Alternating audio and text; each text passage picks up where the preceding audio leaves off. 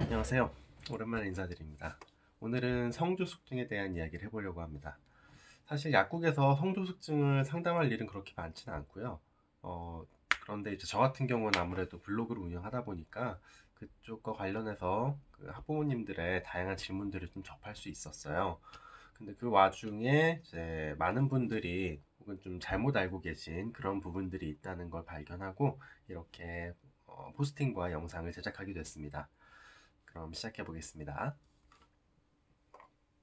간단히 짚어보는 성조숙증 그리고 우유라고 제목을 지었습니다. 아사이베리 관련 제품을 이제 학부모님과 상담을 하다가 이제 따님께 이제 권해드린다고 이렇게 말씀을 드렸어요. 블루베리가 성조숙증을 유발한다던데 그럼 아사이베리도 그렇게 되는 거 아니냐라고 얘기를 하시더라고요. 그 유용한 항산화 물질과 그 양질의 영양분들이 다 들어있는 거기 때문에 성장기에 꽤 좋은 과일인데 이게 왜 성조숙증을 유발한다는 이야기가 돌았을까?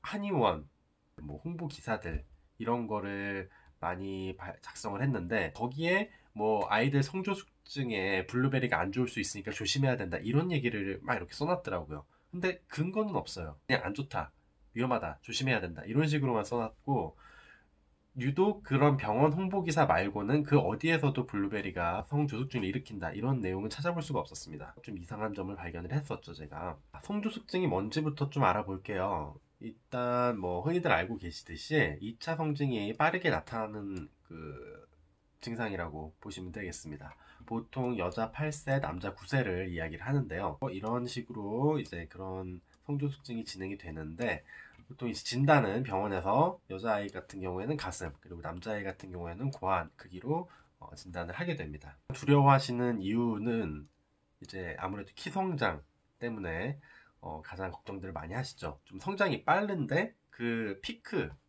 키를 찍는 시기가 좀 빨라서 결과적으로는 키가 많이 크지 못한다 이렇게 알려져 있어요. 실제로 좀 그런 경향이 있기도 하고요. 그리고 이제 성조숙증 자체가 아이들의 어떤 심리적인 부분에도 그좀 영향을 끼칠 수 있어서 또래 아이들과 이제 자기 몸의 변화나 이런 것들을 일찍 감지하게 되다 보니까 그런 부분이 심리적으로 좋지 않은 영향도 끼칠 수 있다고 해요. 그래서 이제 사회성 발달에도 영향을 미칠 수 있다는 거죠. 가장 유명한 원인으로 이제 환경 호르몬 있겠습니다. 요새는 그래도 이제 사회적으로 이런 부분에 대한 그 관심이 많이 높아지면서 사용이 금지되고 이런 성과들이 있어요. 하지만 여전히 우리 주변에는 다양한 환경 호르몬들이 존재하고 있는데 뭐 다른 부분들은 슬라이드를 뭐 참고하시면 되겠고 일단 뭐 살충제류나 이제 공해 물질은 우리가 좀 어쩔 수 없는 부분이 있다고 하지만 네, 이런 부분들은 좀 가정에서 조심할 필요가 있겠죠.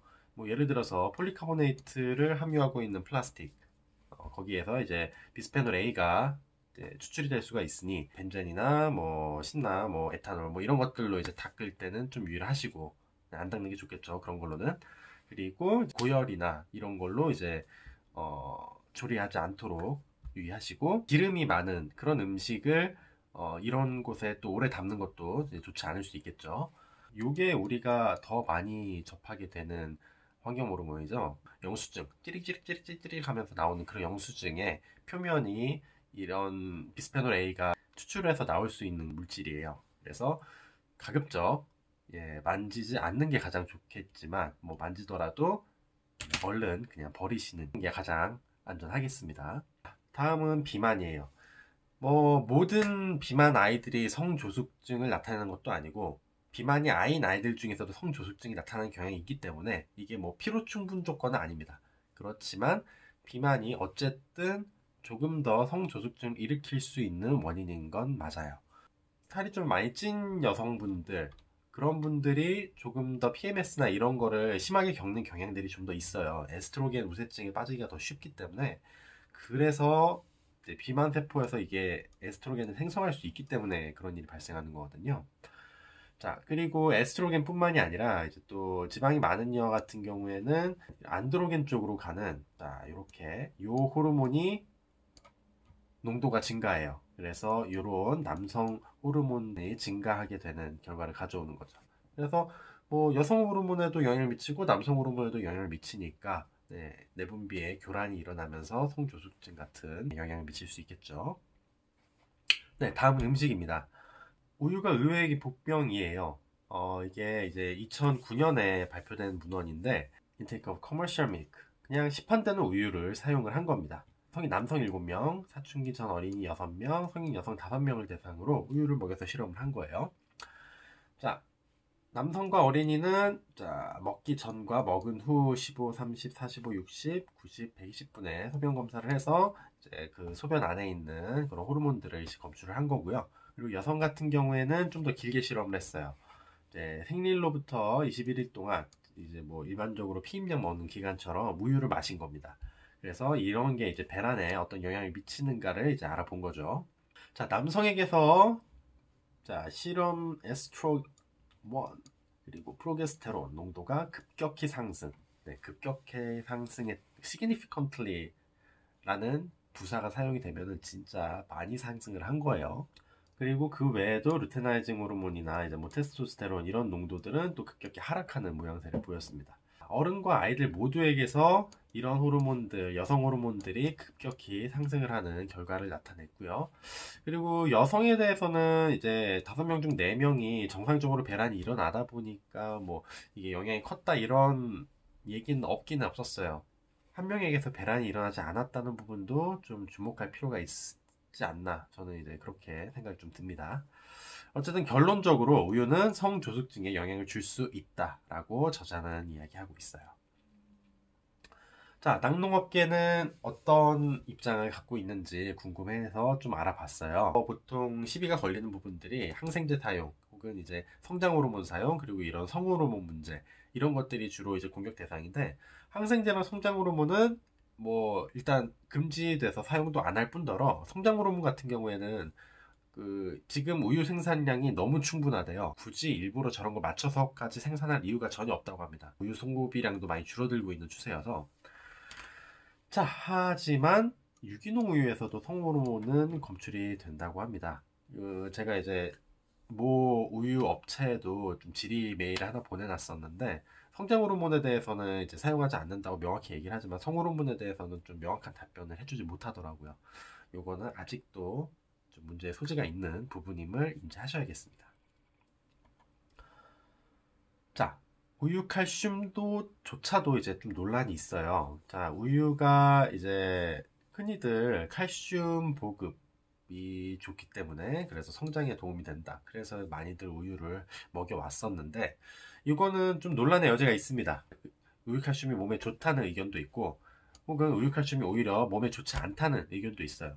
심지어 양쪽 다 나름의 이제 근거가 되는 연구들도 이제 갖고 있기 때문에 이거는 조금 더 지켜봐야 될 것 같습니다. 하지만 논란이 있는, 뭐 지금 어쨌든 성호르몬이 검출이 된다는 부분은 어느 정도 좀 밝혀진 사실이고, 이런 칼슘 섭취 부분에 대해서도 논란의 여지가 있는 우유를 우리가 일부러 많이 찾아서 먹을 필요는 없을 것 같죠. 자, 이제 그러면은 우리가 초장에 이야기를 했던 블루베리, 정말 성조숙증에 영향을 미칠 것인가? 자, 팩트체크를 해봐야겠죠. 식물성 에스트로겐은 사실 오해를 많이 받고 있었어요. 오히려 이제 적당량 섭취 시에 성조숙증을 예방할 수 있는데, 자, 지금부터 그 근거들을 좀 찾아볼게요. 일단 블루베리입니다. 자, 블루베리 Against Estrogen Mediated Breast Cancer. 여성 호르몬 때문에 이제 발달하는 그 유방암의 프리벤티브한 역할을 해줄 수 있다는 거죠. 방어를 해줄 수 있다는 거예요. 자, 실제로 또 이제 본문을 보면은 Effective Strategy for Treatment of Estradiol Associated Breast Cancer. 효과적인 전략이에요. 이런 에스트로겐을 방해하는 데 효과적인 전략이 성조숙증을 일으킬까요? 자, 다음 문헌도 보겠습니다. 자, 만만치 않게 공격을 많이 받는 그 식물성 호르몬이죠. 소이 이소플라본, 이제 대두 이소플라본이라고 하는데, 콩을 많이 먹으면은 우리가 성조숙증이 온다. 네, 완전식품 콩이 많이 이런 오해를 받았습니다. 자, 일단 요 문헌 같은 경우에는 남성의 여성화에 콩이 영향을 미치지 않는다. 그렇게 여성 호르몬에 영향을 많이 받지 않는다. 자, 실제로 보시면은 여기 이소플라본 do not exert feminizing effect. 그런 여성화 작용이 없다고 분명히 기술을 하고 있어요. 자, 그러면 여성화 작용이 없기만 한가?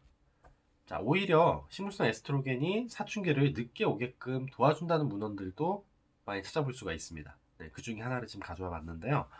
자, 이소플라본이 차일드후드에 이제 성숙에 어떻게 영향을 미치는가를 알아본 2010년에 발표된 문헌입니다.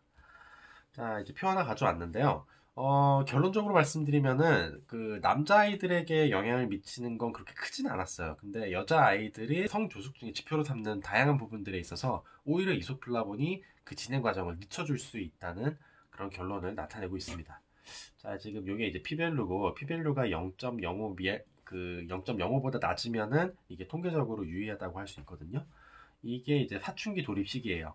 자, 그리고 그 T3로 갈수록 이소플라본의 섭취가 더 많았던 그런 아이들이거든요.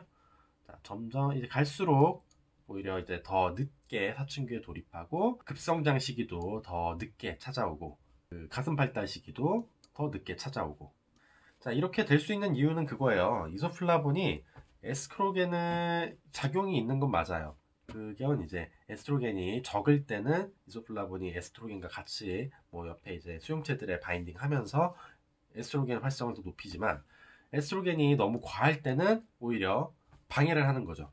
그래서 이제 왜냐면은 같은 수용체에 이제 작용을 해도 이게 에스트로겐이 작용을 했을 때 100만큼의 효력을 나타낸다면 이소플라본이 작용을 했을 때는 뭐 10 이하, 뭐 5 이하, 뭐 이렇게 뭐 성분마다 좀 다르지만 그렇게 낮은 활성의 에스트로겐 활성만 나타내거든요.